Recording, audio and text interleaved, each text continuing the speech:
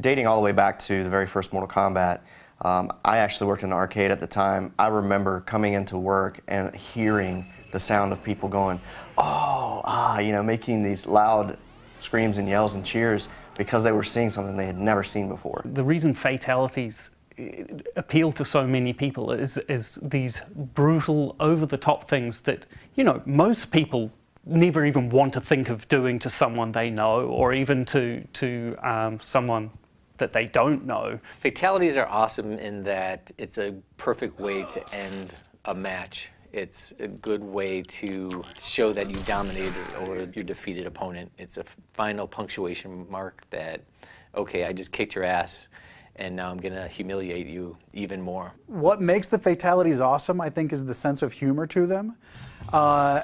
And I know it took me a while to get my arms around the mentality of them myself. And it's, you know, they're very graphic and very disturbing and disgusting, but there's an underlying humor to them that, you know, certainly is what defines my favorite ones. And it was kind of what made them enjoyable to work on for me, was you know, finding that humor and kind of bringing that out, you know, graphically and visually.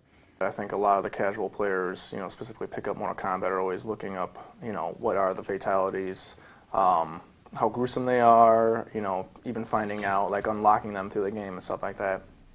And I really think, you know, this game around, I think we really took it to a whole new level. Initially, we, you know, we try and come up with a brainstorming session, kind of get some ideas. We'll, like, think about stuff, and then we kind of all get together, me and the other designers, and go through, kind of bounce ideas off each other a little bit, and kind of formulate one really great idea out of all of us. And from there, we do a couple practices, try to figure out the timing, things like that. We go in the studio, we shoot the actual motion. From there, we take the data, process it, get it into the computer, exaggerate it well beyond whatever we shot so that we get like this really great performance with all the gruesome, brutal things that people come to expect from Mortal Kombat.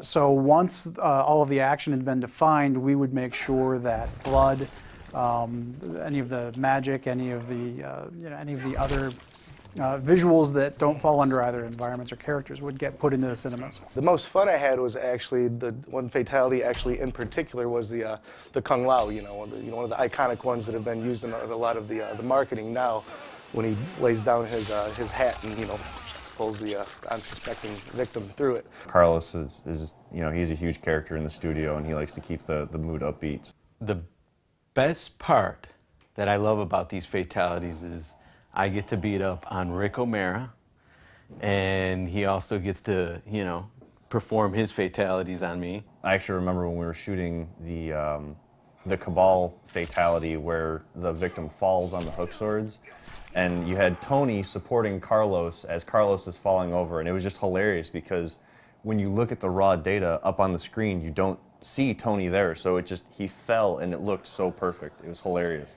Maybe about like the third or fourth take, we start getting into more or less of the vision of the actual fatality, and it starts getting amped up with, you know, all that emotional content where you're getting into, you know, like, I really need to stab these knives into these guys' clavicle so that way the lightning will strike. You know, when you're doing it the first or second time, you're like, oh, I really don't want to hurt, you know, the other actor. When the other actor gives you the cue, he's like, hey man, just let go and really like hit my clavs. Having somebody able to draw off of that, and Ed sitting there going, oh my God, that's what I want, I need that, and trying to draw off of that, all that emotional content, and trying to get the best performance.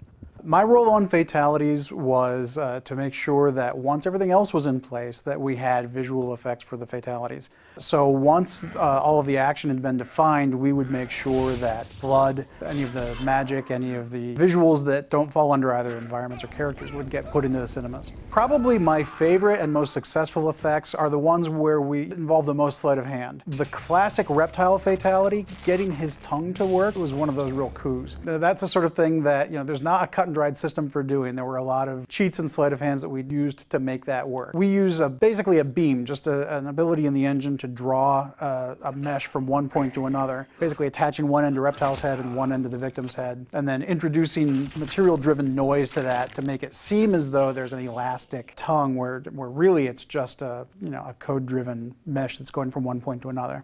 Yeah, some of the key points that we really try to focus on is to make sure that every fatality fits into the same look and feel as the others. We don't want one or another to kind of feel different. Each character had approximately 18 points of dismemberment.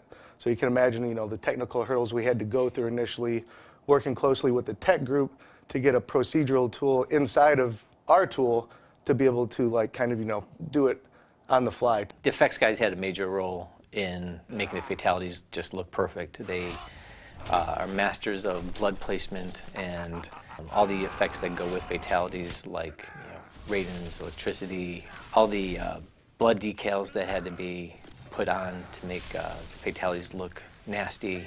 There's not just clean cuts anymore. There's bloody stumps wherever there's a sever point.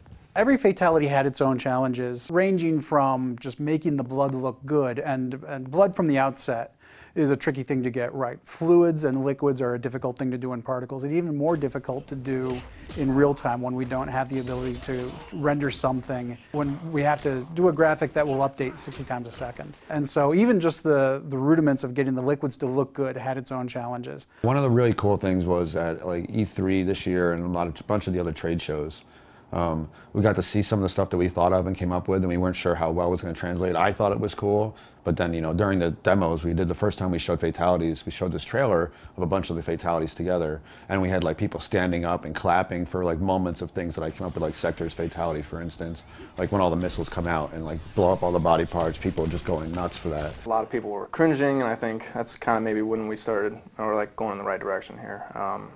Taking some of the old stuff, blending in with some new ideas, and that's what I think is really cool about this little nod to the classics. The best fatalities are the ones that are nasty. They're really violent, but at the same time have a comedic tone to it. Those are always the best ones. Most of them actually have a comedic tone to it, and I think that's what makes fatalities popular.